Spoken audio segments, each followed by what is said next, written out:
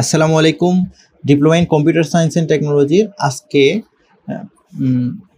পঞ্চম বর্ষের course web design and ডেভেলপমেন্টের ইউনিট 6 নিয়ে আলোচনা করব। ইউনিট 6-এ আছে web security and search engine optimisation. Web security বিষয়টা কি, কিভাবে ওয়েবসাইটের সিকিউরিটি, কি সিকিউরিটি থ্রেটগুলো আছে, ওয়েবসাইট সিকিউরিটির মডেলটা কেমন, হ্যাকার কি, হ্যাকার কত প্রকার, সার্চ ইঞ্জিন অপটিমাইজেশন কি, বিভিন্ন ধরনের সার্চ ইঞ্জিন অপটিমাইজেশন টেকনিকের বর্ণনা। মূলত এটা হচ্ছে ওয়েবসাইটের সিকিউরিটি এবং ওয়েবসাইটের সার্চ ইঞ্জিন অপটিমাইজেশন সম্পর্কিত অধ্যায়। চলুন ক্লাসে চলে যাওয়া যাক। ওয়েব সিকিউরিটি, ওয়েবসাইটের সিকিউরিটি বা ওয়েবের নিরাপত্তা হলো এমন একটি ব্যবস্থা যা ওয়েবসাইট, ওয়েব অ্যাপ্লিকেশন এবং ইউজারদের তথ্যকে বিভিন্ন সাইবার হুমকি, আক্রমণ থেকে রক্ষা করে। মূলত সাইবার অ্যাটাক থেকে রক্ষা করার জন্য যে ব্যবস্থাপনা সেটি হলো ওয়েবসাইটের ওয়েব সিকিউরিটি। ওয়েব সিকিউরিটি খুবই গুরুত্বপূর্ণ, কারণ যেহেতু আমাদের ইন্টারনেটের যে সেই প্রসার হওয়ার কারণে ওয়েবসাইটের ব্যবহার সবচেয়ে বেশি বাড়তে পারছে, সেই সাথে নিরাপত্তা ঝুঁকিও দিন দিন তৈরি হচ্ছে। ওয়েব সিকিউরিটি যে মূল স্তম্ভ আছে সেটা হচ্ছে, আমরা জানি যে গোপনীয়তা, প্রাইভেসি, ইউজারের ব্যক্তিগত তথ্য যেন অনুমোদিত কেউ ছাড়া অন্য কেউ দেখতে না পারে। তাছাড়া আছে ইন্টিগ্রিটি, তথ্য যেন অনুমতি ছাড়া পরিবর্তন বা বিকৃত না হয়। এটা হচ্ছে সাধারণত আমরা যে গ্রাহক আছে, গ্রাহকের ক্রেডিট কার্ড, ডেবিট কার্ড সহ অন্যান্য যে ব্যাংক অ্যাকাউন্টের তথ্য, এই বিষয়গুলোর তথ্যটা সেভ রাখলো। গ্রাহক যখন কোনো একটা লেনদেন করতে চাইলো, সেই লেনদেনের বিশুদ্ধতা রক্ষা করলো। যেমন সে 500 টাকা লেনদেন করতে চাইলো, কোনোভাবে সেটা 5000 টাকা হয়ে যেতে পারবে না, 500ই হবে। প্রমাণীকরণ বা অথেন্টিকেশন হচ্ছে সেই বিষয়টা যে সিস্টেম যখন লেনদেন করছে তখন তার কাছে একটা ওটিপি চাইলো, ওটিপি দিতে পারলে একমাত্র সেই লেনদেনটা সম্পন্ন হলো, তার মানে একটা প্রমাণীকরণ হলো।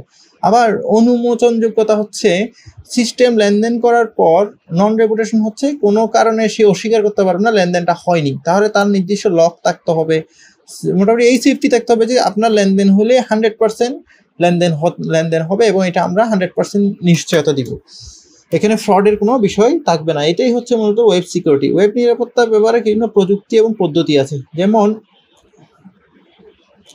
Secure web gateway.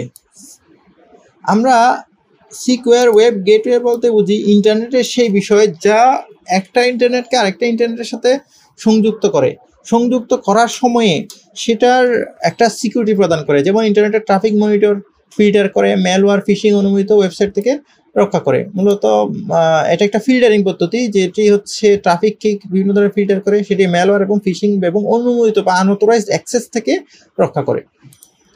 তাছাড়া আছে ফায়ারওয়াল। আমরা জানি ফায়ারওয়াল হচ্ছে এমন একটা পদ্ধতি যেটা ইন্টারনেটে সিকিউরিটি প্রদান করে। যেমনটা আপনি যদি আপনার বাড়ির চারপাশে একটা নিরাপত্তা সীমানা দেওয়াল দেন, খুব সহজেই কিন্তু যে কোনো লোক বা শত্রু আপনার বাড়ির সীমানায় কিন্তু প্রবেশ করতে পারবে না। ঠিক তেমনিভাবে আমরা যদি নেটওয়ার্কের ক্ষেত্রে আমরা যদি এমন একটা সিস্টেম চালু করি যে ক্ষেত্রে এই জিনিসটা হচ্ছে আমার নিরাপত্তা প্রদান করবে। যেমন নেটওয়ার্কের মধ্যে আমরা ইনবাউন্ড, আউটবাউন্ড ট্রাফিক যদি নিয়ন্ত্রণ করি এবং আনঅথরাইজ অ্যাক্সেস যদি নিয়ন্ত্রণ করি, কেউ যদি অ্যাক্সেস করতে যায় তাকে কিছু প্রশ্ন করবে, তার অথরাইজেশন চাইবে, তার সিকিউরিটি চাইবে, তার পাসওয়ার্ড, ইউজার আইডি, অন্যান্য সামথিং চাইবে, ওই বিষয়টা যদি আমরা নিরাপত্তা নিশ্চিত করি সেটা হচ্ছে ফায়ারওয়াল।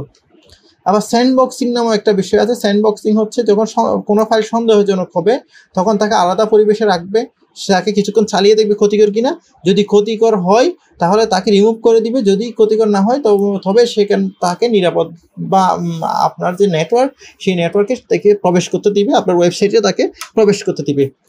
Browser isolation. আমরা জানি ব্রাউজার ব্যবহার করে আমরা যে কোনো সিস্টেমকে ইন্টারনেটের মধ্যে ব্রাউজ করতে পারি। তাহলে ব্রাউজার হচ্ছে এমন একটা বিষয় যা আমাদেরকে ইন্টারনেটের মাধ্যমে যে কোনো তথ্য জানতে সাহায্য করে, যে কোনো সার্ভারকে ব্রাউজ করতে সাহায্য করে। কম্পিউটার এবং ইন্টারনেটের মধ্যে ইন্টারনেটের যে সার্ভার বা যা আমরা সার্চ করি সেটার মূল যে মাঝখানে যে বসে আছে সে হলো ব্রাউজার। ব্রাউজারকে যদি আমরা আইসোলেট করি, ভিন্ন পরিবেশে রাখি, যাতে ম্যালওয়্যার বা ব্যবহারকারী ডিভাইসে বা আমাদের ডিভাইসে যাতে প্রবেশ করতে না পারে, তাহলে সেটা হচ্ছে ব্রাউজার আইসোলেশন। তাছাড়া আছে ডোমেইন নেম ডিএনএস সিকিউরিটি আছে, যেমন ডোমেইন নেম সার্ভার যদি আক্রমণ করে তা সেটা যাতে প্রতিরোধ করতে পারে, ম্যালওয়্যার ফিশিং সাইটের ডিএনএস রিকোয়েস্টগুলো ব্লক করে দেয়। এই জিনিসগুলো সাধারণত আমরা যাদের কাছে ডোমেইন নিই, হোস্টিং নিই, তারাই আমাদেরকে ডিএনএস সিকিউরিটিটা প্রোভাইড করে। তাছাড়া আছে অ্যান্টিভাইরাস আছে, যেমন ভাইরাস, ট্রোজান হর্স, ম্যালওয়্যার ইত্যাদি শনাক্ত করে এবং নির্মূল করে দেয়, মোটামুটি ডিলিট করে দেয়। যেমন বিভিন্ন ধরনের অ্যান্টিভাইরাস আছে, ক্যাসপারেক্সি আছে, অ্যাভাস্ট আছে, নর্টন আছে। এই অ্যান্টিভাইরাসগুলো দেখা যাচ্ছে যে কোনো ভাইরাসকে ধরে এবং অনেক সময় রিমুভও করে দেয় এই অ্যান্টিভাইরাসগুলো ব্যবহার করার মাধ্যমে। সিকিউর সকেট লেয়ার বা ট্রান্সপোর্ট লেয়ার সিকিউরিটি ব্যবহার করার মাধ্যমে এর মাধ্যমে আমরা যখন আমাদের ওয়েবসাইট যখন কেউ ব্রাউজ করে তখন ডাটাগুলো এনক্রিপ্টেড হয়ে তারপর ট্রান্সফার হয়, যার কারণে আমাদের ডেটা নিরাপদ থাকে। আবার ওয়েব সিকিউরিটি বিভিন্ন ধরনের থ্রেট আছে। কি কারণ? যেমন র্যানসামওয়্যার এক ধরনের থ্রেট। র্যানসামওয়্যার হচ্ছে এমন একটি ম্যালওয়্যার যেটি হচ্ছে আমার ডেটা বা সিস্টেমকে লক করে দেয়। যে অনেক সময় দেখা যাচ্ছে আমি কম্পিউটার ব্যবহার করি, আমার কম্পিউটারের অনেকগুলো ফাইল আছে, সবগুলো ফাইল হঠাৎ করে ফাইলগুলো জিপ হওয়া শুরু করলো, আবার জিপটা খুলতে চাইলে পাসওয়ার্ড চাইলো। তাহলে আমাকে সিস্টেম কি করলো, আমার ম্যালওয়্যারের মাধ্যমে সে আসলে আমার যে ফাইলগুলো আছে সেগুলো ফাইলগুলোকে লক করে দিল এবং সে পরবর্তী আমাকে মেইল পাঠালো যে আপনার এই ফাইল যদি আপনি ফেরত পেতে চান তাহলে আমাদেরকে এই পেমেন্ট করেন, আমরা আপনাকে পাসওয়ার্ড দিব, সেই পাসওয়ার্ড দিয়ে আপনি আপনার ফাইল ফেরত পেলেন। আমরা যদি খুব গুরুত্বপূর্ণ হয় তাহলে অবশ্যই তাদের কাছ থেকে আমার নথি স্বীকার করতে হবে, না হলে আমার ফাইলটা রিমুভ হয়ে যাবে। এটা হলো র্যানসামওয়্যার। তাছাড়া আছে ম্যালওয়্যারের বিষয় আছে। ম্যালওয়্যার হচ্ছে ক্ষতিকর সফটওয়্যার যা আমার ডিভাইসে প্রবেশ করে তথ্য চুরি করে এবং নিয়ন্ত্রণ নেয়, আমার ডিভাইসের নিয়ন্ত্রণ নিয়ে নেয়। অনুমোদিত সফটওয়্যার ডাউনলোড, ফিশিং এবং নিরাপত্তাহীন যদি ওয়েবসাইটে আমরা অনেক সময় ব্রাউজ করি তখন সেটা হয়ে যায় ম্যালওয়্যার। ফিশিং বিষয়টা হচ্ছে মিথ্যা ভুয়া একটা ওয়েবসাইটের মাধ্যমে ব্যবহারকারীর ব্যক্তিগত তথ্য নেওয়া। যেমন আমরা যদি অনেক সময় ব্রাউজ করি যে www.facebook.com সামথিং, এখন আমি www.facebook.com এর ক্ষেত্রে যেটা পাইলাম www.3.facebook.com নামে একটা ব্রাউজ করার পর একটা লিঙ্ক আমাকে একজন দিল, ধরে নেন। এখন ওই লিঙ্কে আমি প্রবেশ করলাম, দেখলাম ফেসবুকের মতো একটা সাইট পেলাম, আমি ইউজার আইডি দিলাম, পাসওয়ার্ড দিলাম, লগ ইন করলাম, লগ ইন ফেল হইলো। আসলে এটা এক ধরনের ফিশিং সাইট হইতে পারে, যে সাইটের মাধ্যমে ব্যবহারকারী এটার যে হ্যাকার সে আমার আসলে ইমেল এবং পাসওয়ার্ডটা চুরি করে নিল, সে ওটা দিয়ে অন্য জায়গা থেকে ট্রাই করে সে লগ ইন করে ফেলতে পারে। সুতরাং এটা হচ্ছে একটা ফিশিং, যেটা হচ্ছে একটা মিথ্যা ওয়েবসাইট। পাসওয়ার্ড চুরি করার জন্য, ব্যাংকের তথ্য চুরি করার জন্য এইগুলো বা মানুষের অবহেলা এই কাজের জন্য আসলে ফিশিং ওয়েবসাইটগুলো ব্যবহার করে। এসকিউএল ইনজেকশন অন্য একটা পদ্ধতি, যে ওয়েবসাইটের যে ডেটাবেজে তারা এসকিউএল এর কোড প্রবেশ করিয়ে দেয় এবং বিভিন্ন ধরনের তথ্য চুরি করে। মূলত আমরা যে ডেটাবেস তৈরি করি তা স্ট্রাকচার কোয়েরি ল্যাঙ্গুয়েজ তৈরি করে, তারা বিভিন্ন ধরনের ইনজেকশন করে এবং আমাদের ডেটাবেজে তারা ঢুকে পড়ে, অনেক সময় ইউজার হিসেবে ঢুকে পড়ে, অবৈধ ইউজার হিসেবে, তখন তারা আমার বিভিন্ন ডেটা চুরি করে ফেলে। ডেনিয়াল অফ সার্ভিস বা ডস বিষয়টা হলো, আমার একটা ওয়েবসাইট আছে, ওয়েবসাইটের ধারণ ক্ষমতা হচ্ছে 2000, প্রতি মিনিটে 2000 জন ট্রাফিক সে নিতে পারবে। এখন একজন হ্যাকার কি করলো, প্রতি মিনিটে আমার ওয়েবসাইটে 20,000 করে রিকোয়েস্ট পাঠানো শুরু করলো, এর কারণে আমার ওয়েবসাইটটা ডাউন হয়ে গেল। তাহলে ওয়েবসাইটে অতিরিক্ত ট্রাফিক পাঠিয়ে সার্ভার বন্ধ করে ধীরগতি তৈরি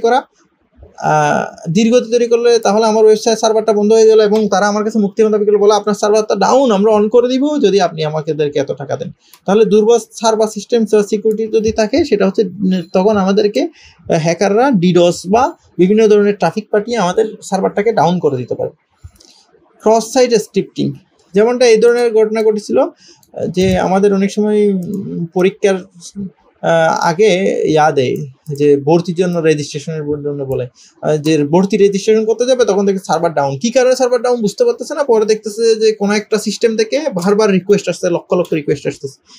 পরবর্তীতে ওই সিকিউরিটি সিস্টেম বা সার্ভারের যখন বাড়ালো, ট্রাফিক বাড়ালো, তখন এই সিস্টেমটা সলভ হয়ে গেল। ক্রস সাইট স্ক্রিপ্টিং, ওয়েবসাইটকে ক্ষতি করে স্ক্রিপ্ট ইনজেক্ট করে ব্যবহারকারীর ব্রাউজারে চালানো, যা ডেটা চুরি, সেশন হাইজ্যাকের কারণ এবং ওয়েব ফর্ম এবং ইনপুট নিরাপত্তার অভাব। ক্রস সাইট স্ক্রিপ্টিং হচ্ছে অন্য ধরনের একটি স্ক্রিপ্টিং, যেটা হচ্ছে ব্রাউজারের ক্ষতি করে স্ক্রিপ্ট আমাদের ব্রাউজারে চালিয়ে দেয়, এখন আমাদের ডেটাগুলো কি হয়ে যায়, চুরি হয়ে যায়।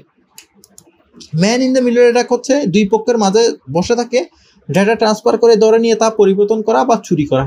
মোটামুটি বলা যায় আমি অন্য কারোর সাথে কনভারসেশন করতেছি, আমি তাকে মেসেজ দিচ্ছি, সে আমাকে মেসেজ দিচ্ছে, মাঝখানে কেউ একজন বসে আমার মেসেজগুলো দেখতেছে, অনেক সময় মেসেজগুলো পরিবর্তনও সে করে দিচ্ছে। এটা হচ্ছে man in the middle. Encryption না থাকা, দুর্বল থাকা, অবিশ্বস্ত ওয়াইফাই নেটওয়ার্ক ইত্যাদি কারণে man in the middle attack হয়, অন্য কোনো ক্ষেত্রে এটা হতেই পারে না।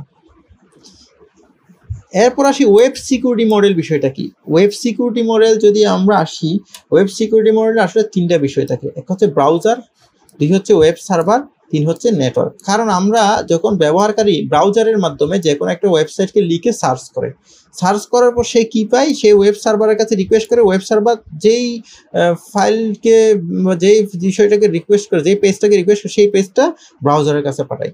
তাদের দুইজনের মধ্যে যে কমিউনিকেশন চ্যানেল আছে, সেই চ্যানেলটার নাম হলো নেটওয়ার্ক ব্যবহার করে আসলে, বা ইন্টারনেট ব্যবহার করে ব্রাউজার এবং সার্ভারের মধ্যে ডেটার আদান প্রদান হয়ে থাকে।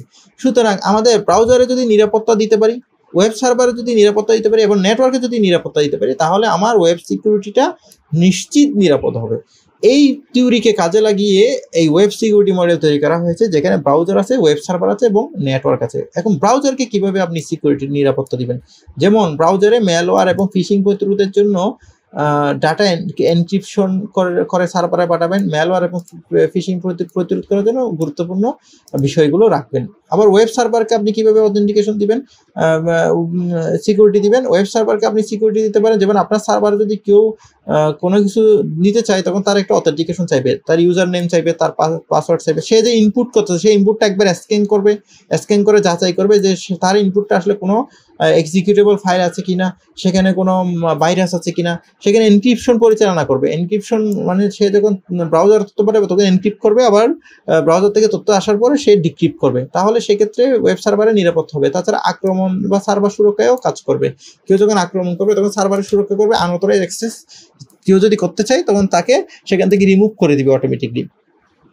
নেটওয়ার্কের যে নিরাপত্তা, সেটা আসলে অনেকভাবে হতে পারে। যেমন আমরা এই পাশে যতগুলো নিরাপদ দেখছিলাম সবগুলো আসলে নেটওয়ার্কের নিরাপত্তা, যেমন ফায়ারওয়াল, স্যান্ডবক্সিং, ডিএনএস সিকিউরিটি, তারপরে এসএসএল, টিএলএস, সবগুলোই আসলে নেটওয়ার্কের নিরাপত্তা। যেমন বিভিন্ন ধরনের এনক্রিপশন, ডিক্রিপশন, ফায়ারওয়াল দ্বারা man in the middle, DoS আক্রমণ প্রতিরোধ ইত্যাদি হচ্ছে নেটওয়ার্কের নিরাপত্তা দেওয়া। এইটি হচ্ছে ওই মডেলটা যেখানে একজন ইউজার কি করতেছে, রেন্ডারিং করতেছে ব্রাউজার দিয়ে, সার্ভার দিয়ে। এখন ব্রাউজার দিয়ে সে আসলে কি দেখতে পাচ্ছে, আমার হাইপারটেক্সট মার্কআপ ল্যাঙ্গুয়েজটা দেখতে পাচ্ছে, জাভাস্ক্রিপ্ট দেখতে পাচ্ছে এবং ক্লাসিক্যাল এসএসএল দেখতে পাচ্ছে। এরা আবার ডিওএম দিয়ে সে রেন্ডারিং করতেছে, ডকুমেন্ট অবজেক্ট মডেল দিয়ে, এবং রেন্ডার করে সে আসলে এই বিষয়টা কি হচ্ছে, HTML, JS, CSS দিয়ে বানানো ওয়েবসাইটটা সে প্রদর্শন করতেছে। কিন্তু এই ওয়েবসাইটটা প্রদর্শনের পিছনে, ওয়েবসাইটটা তো ব্রাউজারের ভিতরে নাই। আমি যখন একটা ওয়েবসাইটকে এখানে যখন youtube.com লিখে সার্চ করবো, ইউটিউব তো আমার ব্রাউজারের ভিতরে নাই, ইউটিউব আছে ইউটিউবের সার্ভারে। কিন্তু আমি যখন এখানে ইউটিউব পাচ্ছি, তার মানে আমি আমার ব্রাউজার দিয়ে রিকোয়েস্ট করতেছি কাকে, ইউটিউবের সার্ভারকে। আমি যখন ব্রাউজার দিয়ে রিকোয়েস্ট করতেছি, ইউটিউবের সার্ভার কি করতেছে, তার মধ্যে কিছু ডাইনামিক অ্যাসেট আছে, কিছু স্ট্যাটিক অ্যাসেট আছে এবং কিছু এপিআই আছে, অ্যাপ্লিকেশন প্রোগ্রামিং ইন্টারফেস আছে। ডাইনামিক অ্যাসেট ধরে নিলাম কোন বিষয়টা, সে যখন আমাকে HTML পাঠাচ্ছে, সে আমাকে তার কিছু দেখা যাচ্ছে তার কিছু ভিডিও আছে, এই ভিডিওগুলো ডাইনামিক্যালি পরিবর্তন হচ্ছে। আবার এগুলো তার সার্ভারে আছে, তার মানে এগুলো তার হচ্ছে এক ধরনের অ্যাসেট, ডাইনামিক অ্যাসেট। তার কিছু স্ট্যাটিক অ্যাসেট আছে, যেমন ধরে নিলাম যে স্ট্যাটিক অ্যাসেট, এই যে ইউটিউবের লোগোটা, আমি যত জায়গা থেকে ইউটিউবে ঢুকি না কেন এই লোগোটা আমি পাবো। এই পাশে যে বাটনটা হোম, শর্টস, এই বাটনটা আমি যাই ঢুকি না কেন এটা পাবো। তাহলে এইগুলো হলো তার স্ট্যাটিক অ্যাসেট। আর এই যে ভিডিওগুলো চেঞ্জ হচ্ছে, এগুলো হচ্ছে তার ডাইনামিক অ্যাসেট। তাহলে স্ট্যাটিক অ্যাসেট আছে, কিছু ডাইনামিক, কিছু এপিআই আছে। এপিআই হচ্ছে অ্যাপ্লিকেশন প্রোগ্রামিং ইন্টারফেস। যেমনটা হচ্ছে আমি যখন লাইভ স্ট্রিমিংয়ে সার্চ করবো, তখন লাইভ স্ট্রিমিং হচ্ছে। তাহলে লাইভ স্ট্রিমটা কীভাবে হচ্ছে, নিশ্চয়ই লাইভ স্ট্রিমের জন্য তার কোনো একটা এপিআই কল করা আছে। আমি যখন এই ভিডিওতে লাইভ স্ট্রিমে কল দিলাম, তখনই সে তার ওই এপিআইটাকে আমার কাছে নিয়ে আসতেছে। ওই এপিআই আমার কাছে এই তথ্যটা পাঠিয়ে দিচ্ছে, বা এপিআই আমাদের মধ্যে একটা সংযোগ সে করে দিচ্ছে। এর মাধ্যমে কিন্তু ব্রাউজার, সার্ভার এবং ইউজার কাজ করে। তাহলে ব্রাউজারে আমরা যখন সিকিউরিটি দিব, সার্ভারে যখন আমরা সিকিউরিটি দিব, ইউজার এমনিতেই নিরাপদ হয়ে যাবে। তাদের মধ্যে নেটওয়ার্ক আছে, নেটওয়ার্কের সিকিউরিটি তো আছেই। সুতরাং এটাই হচ্ছে ডকুমেন্ট অবজেক্ট মডেল। এখন আসলে হ্যাকার আসলে কি? হ্যাকার হচ্ছে এমন একজন ব্যক্তি যিনি কম্পিউটার সিস্টেম, নেটওয়ার্ক বা সফটওয়্যার নিরাপত্তা বা দুর্বলতাগুলো খুঁজে বের করে এবং সেগুলোকে ভেদ করে তারাই হলো হ্যাকার। মূলত তারা আমাদের ক্ষতিও করতে পারে, তারা আমাদের ভালোও করতে পারে। তারা হ্যাকার আসলে কি, আমাদের সিস্টেমে যখন যে দুর্বলতা আছে সেগুলো সে খুঁজে বের করে, সেগুলোকে সে কাজে লাগায়। তাদের উদ্দেশ্য আছে বিভিন্ন ধরনের, কেউ ভালো উদ্দেশ্য, কেউ খারাপ উদ্দেশ্য। উদ্দেশ্যের উপর ভিত্তি করে হ্যাকার হচ্ছে 3 শ্রেণীর। যেমন একটা হচ্ছে হোয়াইট হ্যাট হ্যাকার, যারা সাদা টুপি পরিধান করে। সাদা টুপি পরিধান করা মানে তারা হচ্ছে সিস্টেমের মালিকের অনুমতি নিয়ে দুর্বলতা পরীক্ষা করে, শক্তিশালী সুরক্ষা সিস্টেম তৈরি করে, অথবা সিস্টেমের যে মালিক তার অনুমতি না নিয়েও তারা নিরাপত্তা পরিদর্শন করতে পারে। তারা যখন বুঝলো যে হ্যাঁ এখানে একটা নিরাপত্তা সিকিউরিটি থ্রেট আছে বা একটা সমস্যা আছে এই সিস্টেমে, তখন তারা তার মালিককে জানাই দিল ক্ষতি না করে। সেটা হচ্ছে হোয়াইট হ্যাট হ্যাকারের বিষয়। তারা কোনো অবস্থাতেই ব্যবহারকারী কোনো ক্ষতি করে না, তারা ওয়েবসাইট বা কোনো ডাটার কোনো ক্ষতি করে না, তারা আসলে নিরাপত্তা বিশেষজ্ঞ। ব্ল্যাক হ্যাট হ্যাকার হচ্ছে কালো টুপি হ্যাকার, মূলত বেআইনিভাবে যে কোনো একটা সিস্টেমে প্রবেশ করে সিস্টেমের ডেটাগুলো চুরি করে ম্যালওয়্যার ছড়িয়ে দেয়, এরা হলো ব্ল্যাক হ্যাট হ্যাকার। তাছাড়া আরেক ধরনের হ্যাকার আছে, তার নাম হলো গ্রে হ্যাট হ্যাকার বা ধূসর টুপি হ্যাকার। এরা মূলত অনুমতি ছাড়া যে কোনো সিস্টেমে প্রবেশ করে সিস্টেমের দুর্বলতাগুলো খুঁজে বের করে ক্ষতি করে, কখনো আইনগত বা সাহায্য নেয়। গ্রে হ্যাট হ্যাকার বা ধূসর টুপি হচ্ছে এরা অনুমতি ছাড়া প্রবেশ করে, সাধারণত ক্ষতি করে না, আবার কখনো আইনগত সাহায্য দেয়। মূলত বলতে গেলে যে এরা হচ্ছে সিস্টেমে ঢুকে সিস্টেমের অনেক সময় দুর্বলতা পায়, সেটা খুঁজে বের করে, এটা ক্ষতি করে না, কিন্তু এটা একটা লিগ্যাল একটা সার্ভিস দেয়। বলে যে আমার কাছ থেকে এই সার্ভিসটা নেন, তাহলে আমাকে কিছু পেমেন্ট করুন, আমি সমস্যার সমাধান করে দেবো, এই ধরনের বিষয়টা। আচ্ছা, এখন আমাদের সিকিউরিটি ব্যাপারটা চলে গেল। এখন আসলে সার্চ ইঞ্জিন অপটিমাইজেশন, এসইও যাকে বলা হয়। সার্চ ইঞ্জিন অপটিমাইজেশন, এসইও বিষয়টা হচ্ছে কোনো একটা আমাদের ওয়েবসাইট আছে, ওয়েব পেজ আছে, সেই পেজকে গুগল, বিং ইত্যাদি সার্চ ইঞ্জিনে ভালো অবস্থান বা র্যাঙ্কিংয়ে আনতে হলে আমাদের যা করতে হয় সেটা হলো সার্চ ইঞ্জিন অপটিমাইজেশন। মূলত সার্চ ইঞ্জিন গুগল বা বিং তাদের একটা অ্যালগোরিদম আছে, তাদের অ্যালগোরিদমের সাথে সামঞ্জস্য করে আমার ওয়েবসাইট পেজকে এমনভাবে মডিফাই করতে হয় যাতে করে যে কেউ আমার তার যে বিষয়বস্তু, আমার ওয়েবসাইটের যে বিষয়, সেটা লিখে কেউ সার্চ করলে আমার পেজটার র্যাঙ্কিংয়ে যাতে উপরের দিকে থাকে। এসইওর উপকারিতা হচ্ছে এটাতে আমরা ওয়েবসাইটের যে অর্গানিক যে ট্রাফিক সেটা সবচেয়ে বেশি পাই। আমাদের ব্র্যান্ডের একটা বিশ্বাসযোগ্যতা হয় যে ব্র্যান্ডটা হচ্ছে সবচেয়ে বেস্ট ব্র্যান্ড, কারণ তার এসইও, তারকে সার্চ করলে সবার আগে পাওয়া যায়, এই ধরনের বিষয়টা। কস্ট ইফেক্টিভ মার্কেটিং করা যায়, আবার মানে খুব কম খরচে মার্কেটিং করা যায়, কাস্টমার অনেক বেশি পাওয়া যায়। এসইওর মূলত 3টা প্রকারভেদ আছে বা 3টা ধাপ আছে। একটা হচ্ছে অন পেজ এসইও, আর একটা হচ্ছে অফ পেজ এসইও, আর একটা হচ্ছে টেকনিক্যাল এসইও। এখন আমরা আলোচনা করব অন পেজ এসইও বিষয়ে। অন পেজ বলতে কি বোঝায়? যেমন আমি ধরে নিলাম আমি একটা পোস্ট ক্রিয়েট করব, আমি একটা পোস্ট ক্রিয়েট করলাম, আমি এই পোস্টটা আমি ক্রিয়েট করলাম। আমি যে পোস্টটা ক্রিয়েট করলাম সেই পোস্টটাতে, এটা হচ্ছে আমার পেজ, সেই পোস্টটাতে যে বিষয়গুলো থাকে সেটা হচ্ছে অন পেজ এসইও। মানে আমার ওয়েবসাইটের আমার পোস্টের মধ্যে, যেমন আমি এখানে ডিজিটাল মার্কেটিং লিখে একটা সার্চ করলাম, তাহলে ডিজিটাল মার্কেটিং একটা কিওয়ার্ড, এই কিওয়ার্ড আছে। আবার এই যে একটা লেখা, সেই লেখাটা আমি এখানে ব্লকে গিয়ে দেখতে পাবো এটা হচ্ছে একটা H1 ট্যাগের ভিতরে বা হেডিং 1 ট্যাগের ভিতরে আছে। তখন আমরা বুঝতে পারবো যে এটা হচ্ছে একটা কিওয়ার্ড, এটা আবার হেডিং 1 ট্যাগের ভিতরেও আছে। আবার আমরা এখানে একটা এই ধরনের যে একটা ইমেজ ব্যবহার করলাম, ইমেজটাকে আমরা বিভিন্ন অল্টার ট্যাগ দিয়ে দিলাম। তাহলে আমাদের টাইটেল ট্যাগ, যেমন আমি এই লেখাটা লিখলাম, এখানে টাইটেল হলো চ্যাপ্টার 1, এই লেখাটা ইন্ট্রোডাকশন ডিজিটাল মার্কেটিং, এটা হলো আমার টাইটেল। তারপর আছে মেটা ডেসক্রিপশন। মেটা ডেসক্রিপশন বলতে আমার যে পেজ থাকবে সেই পেজের একটা মেটা ডেসক্রিপশন থাকবে, হেডিং H1, H2, H3 ইত্যাদি থাকবে। যেমন হেডিং 1 থাকবে একটা, H2 থাকবে দুইটা, H3 থাকবে 4-5টা, H5, H4, H5 এগুলো থাকবে। যখন এগুলো থাকবে আমার পেজটা এমনিতেই সার্চ ইঞ্জিন অপটিমাইজ হয়ে যাবে, ভালো মানের কন্টেন্ট লিখে। আমি যে লেখাটা লিখলাম সেই লেখাটা আসলে ভালো হয়নি, যদি অনেক সুন্দর একটা কন্টেন্ট লিখতাম, এই জিনিসটা পড়ার জন্য অনেক মানুষ আমার ওয়েবসাইটে যেত। তাহলে ইমেজ অপটিমাইজেশন করা, যেমন ফাইল সাইজ কমানো, অল্টার টেক্সট দেওয়া ইত্যাদির মাধ্যমেও অন পেজ এসইও করা যেতে পারে। তারপর আছে of page SEO. Off page SEO মানে হচ্ছে অন পেজের বাইরে, আমার পেজে, আমার যে পেজ আছে এই পেজের বাইরে। ধরে নিলাম যে আমি পেজের মাধ্যমে একটা পোস্ট আমি ক্রিয়েট করলাম। এখন আমি একটা পোস্ট ক্রিয়েট করার পর সেই পোস্টটাকে আমি অন্যের একটা ওয়েবসাইটের ব্যাকলিঙ্ক করলাম, মানে লিঙ্কিং করলাম, ওই ওয়েবসাইটে ঢুকে যে কেউ আমার ওয়েবসাইটের এই পোস্টটাকে সে দেখতে পায়। এটি হচ্ছে ব্যাকলিঙ্কিং। তাছাড়া সোশ্যাল মিডিয়া শেয়ার করলাম, একটা ফেসবুক পেজ ক্রিয়েট করলাম, একটা ইউটিউব চ্যানেল ক্রিয়েট করলাম, সেখানে আমি এই জিনিসটা প্রচারণা করলাম, তাহলে এগুলো তো আমার পেজের বাইরে, এটা হচ্ছে এই জন্য অফ পেজ এসইও।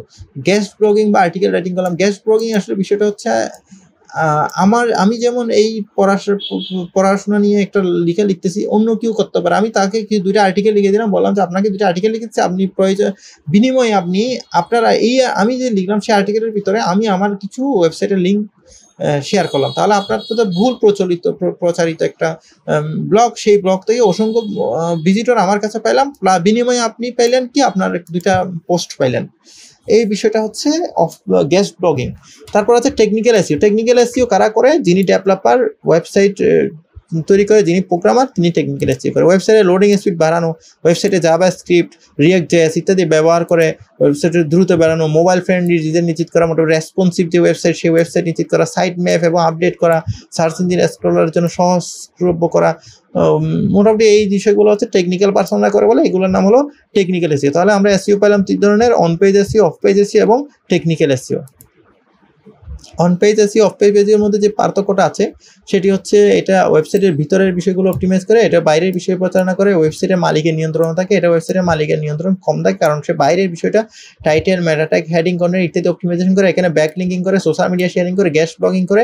এখানে সার্চ ইঞ্জিন এবং ইউজার ওয়েবসাইট বোঝানো হয়। এখানে ওয়েবসাইটের বিশ্বাসযোগ্যতা, জনপ্রিয়তা বাড়ানোর জন্য বলা হয়। কন্টেন্ট এবং সাইট স্ট্রাকচার হয়। ওয়েবসাইটের বাইরে অন্য সাইটে গিয়ে সিগন্যাল করা হয়। এটি মূলত পরিমাপের বিষয় হচ্ছে যে পেজ র্যাঙ্ক, ট্রাফিক, ইউজার, এখানে কিওয়ার্ড কি ধরনের ব্যবহার হচ্ছে এগুলো, এখানে ব্যাকলিঙ্ক সংখ্যা কেমন, গুণগত মান কেমন, সোশ্যাল মিডিয়া শেয়ার হচ্ছে কিনা, এই বিষয়গুলোর মাধ্যমে আসলে আমরা অন পেজ এবং এসইও এবং অফ পেজ এসইও এটাই হচ্ছে মূল পার্থক্য। ধন্যবাদ সবাইকে। আজকের ক্লাস এখানেই শেষ। সেই সাথে এই বইয়ের থিওরির ক্লাসগুলো শেষ, আমরা প্র্যাকটিক্যালের ক্লাসগুলো নেক্সট থেকে শুরু করবো। ধন্যবাদ।